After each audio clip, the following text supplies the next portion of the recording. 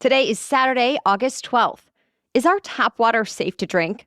Some Americans questioned that earlier this summer because of reports that nearly half of the country's water sources may be contaminated with PFAS, better known as forever chemicals, that have been tied to serious health effects. But here's the thing.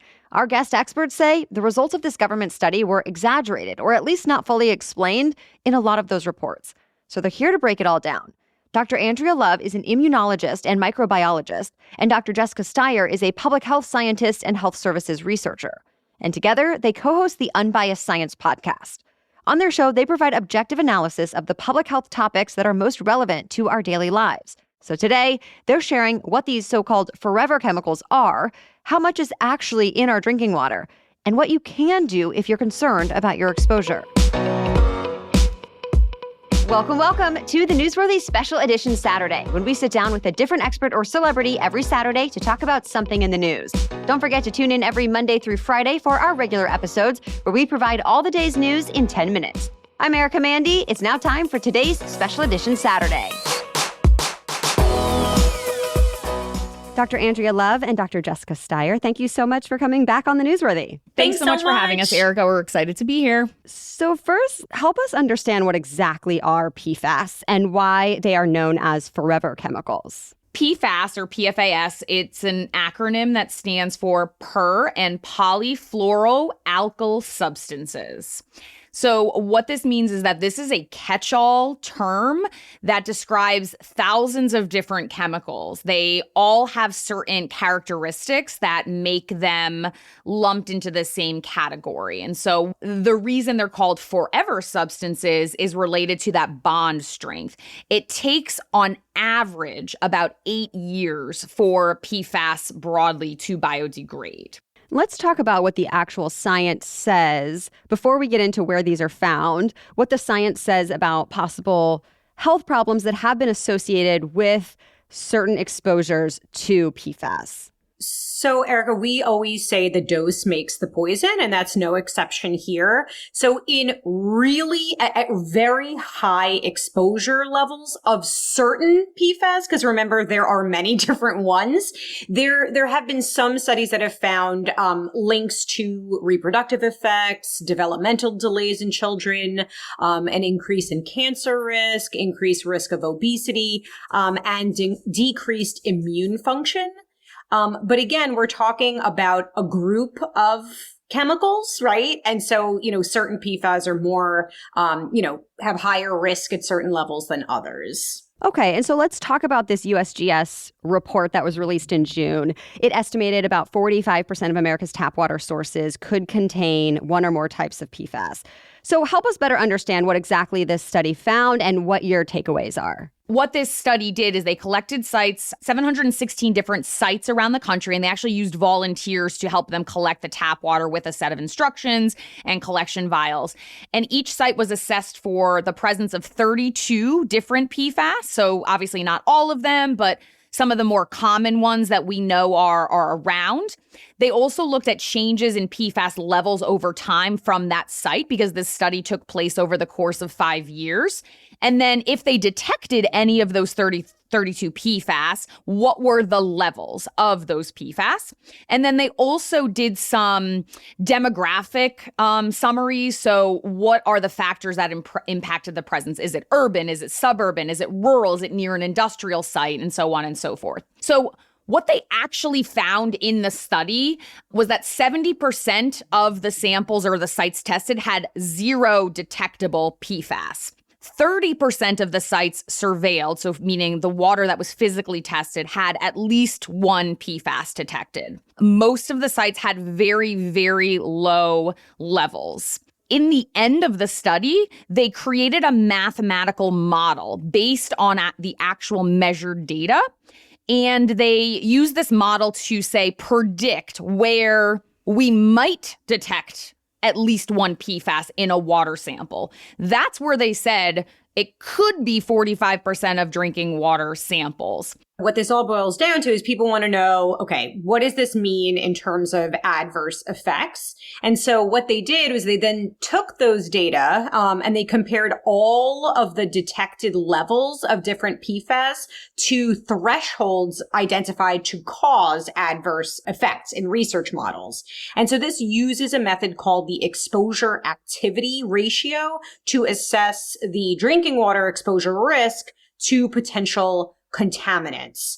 If that ratio is greater than 1, basically that indicates that the levels detected in the sample exceed levels that have been shown to cause adverse effects.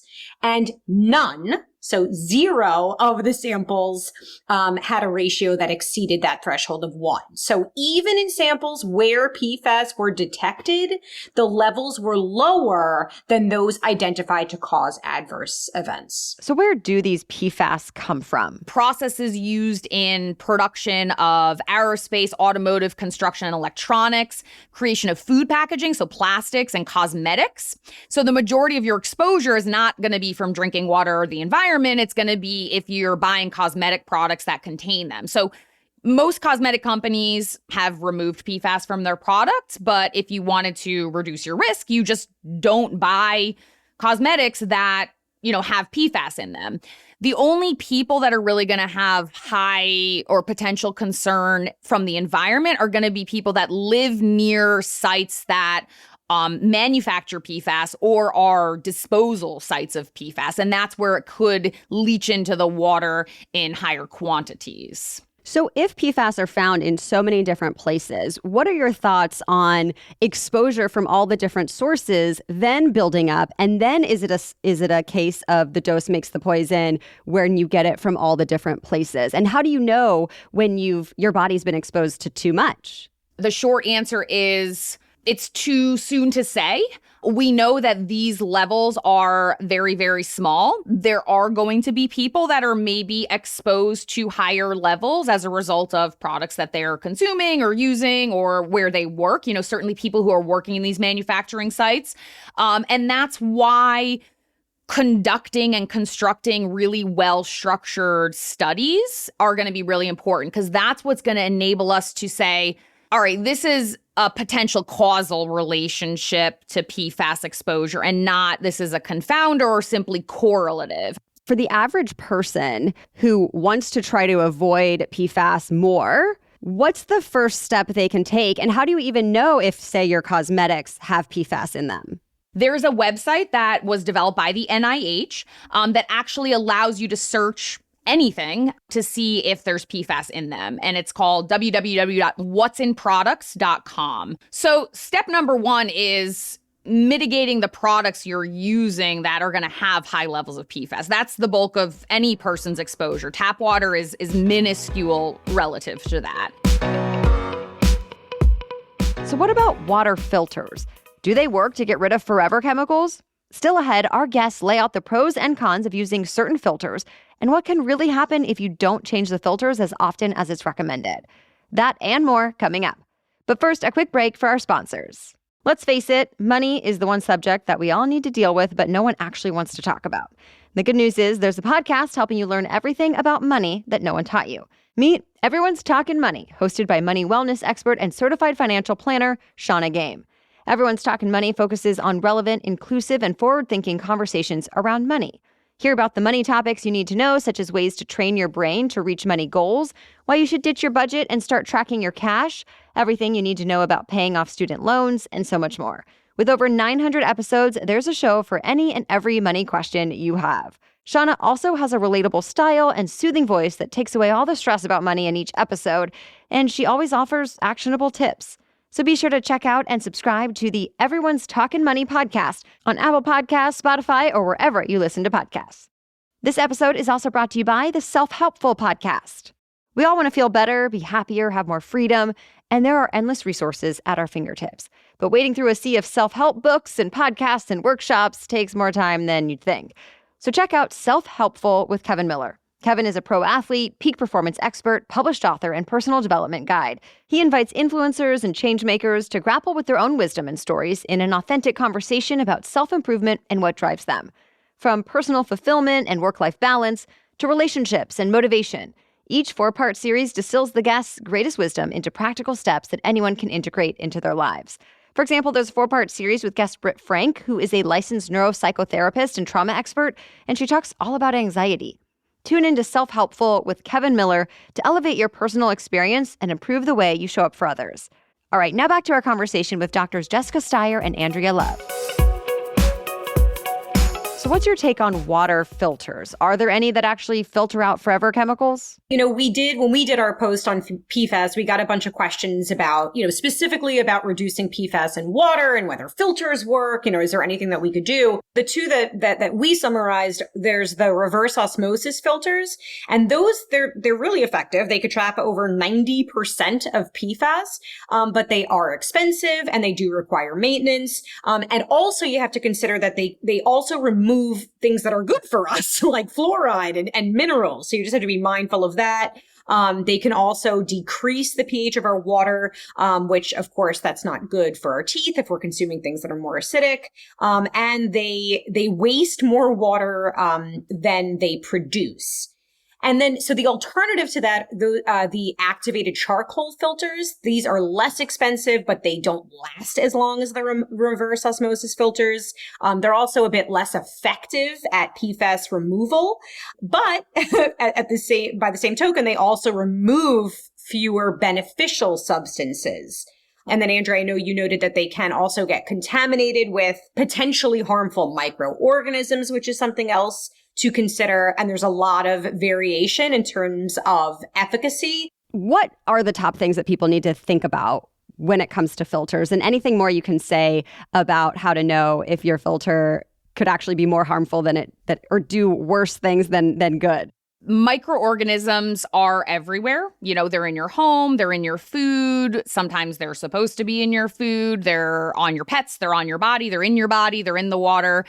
We know certain things facilitate the growth of certain microorganisms, and many of those can be harmful if consumed.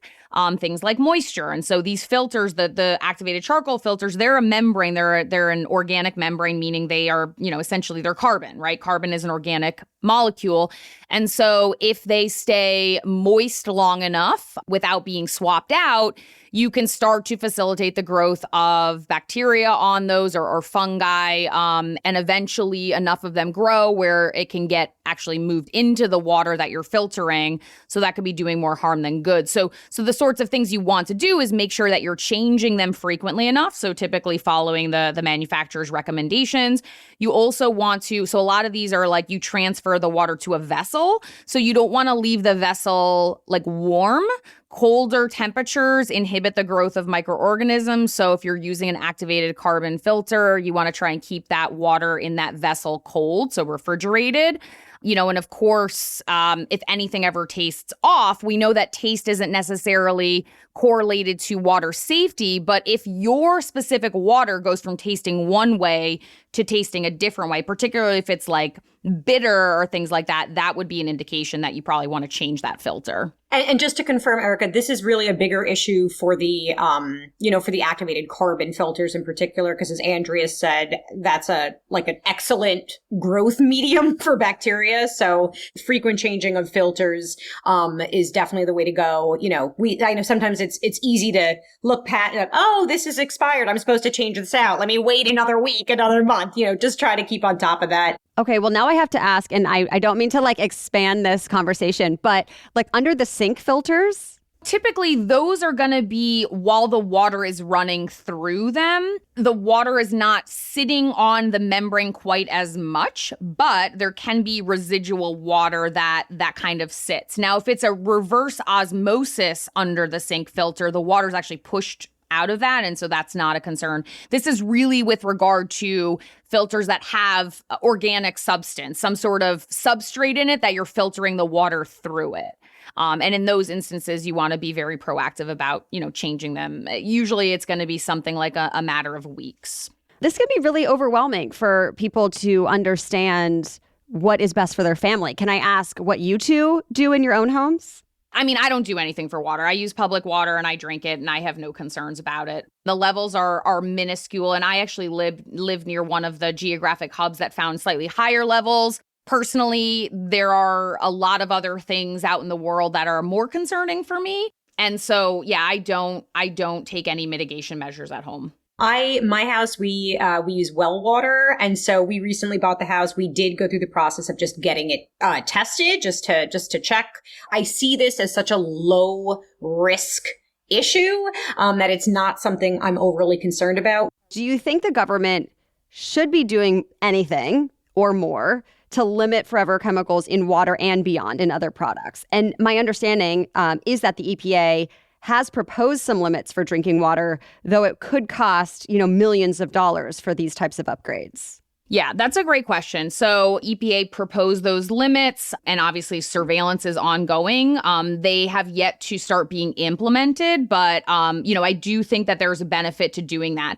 Those thresholds are low enough so that it's basically taking early action and ensuring that none of those water levels would get to a point where we would need to be concerned about it, which is, ultimately the goal. Do you each want to just give one short final thought about our original topic of PFAS in water and other products? I do have faith in our food scientists and our government regulatory system. No, it is not perfect, but I think we do extensive testing, and I myself am not especially scared about PFAS in water or otherwise. There are certainly things out there in the world that we want to be aware of, but generally speaking, we have a pretty safe food, water supply in this country. So it's really more of awareness and vigilance as opposed to panic. Well, thank you again to Drs. Andrea Love and Jessica Steier. The new season of the Unbiased Science podcast premieres in September, so be sure to check that out. If you found the information in today's special edition episode interesting, please be sure to share it with a friend and tell them to give the Newsworthy's regular episodes a try as well. We bring you the day's top stories in our fast, fair, fun signature style every Monday through Friday. Each episode is only about 10 minutes, so we will be back with the news on Monday. Until then, have a great weekend.